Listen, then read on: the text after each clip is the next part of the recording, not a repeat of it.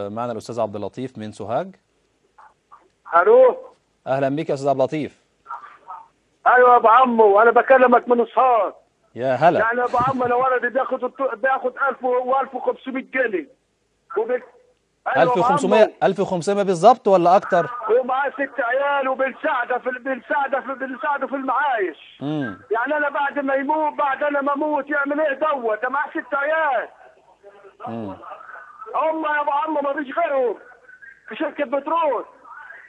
يعني انا عاوز نعرف بعد ما نموت انا ولدي ده يروح فين هو وعياله. كفايه فشل بقى، كفايه فشل يا حكومه فاشله. يا ابو عم انا هنقول لك على حاجه. اتفضل. انا نعرف في شركات بترول ما بين مطروح وما بين سيوه 300 كيلو متر. ال 300 كيلو متر دول هم بيشدوهم السفن في البحر. حد يعرف عن دول حاجه؟ رايحين لمصلحه مين دول؟ مش ده دعم البلد وخير البلد؟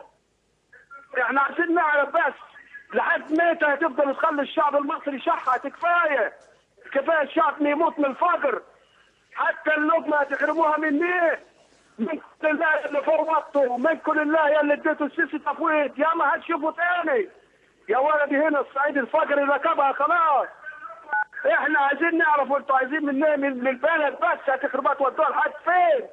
كفاياكم بقى. يا ولد ده مصر كلها خير، السرقه ما بتخلصش منيها. كفاياكم فشل بقى، ما عرفتش تمشي البلاد، سيبوها للي ماشيها. احنا تعبنا بقى. انتوا قعدتوا 4 شهور موقفين القطر عنينا وشيلتوا الصعيد الفقر. الصعيد خلاص طهد منكم يا اولاد. كفايه كفايه يا اولاد. يقطع ابوك يا سيسي.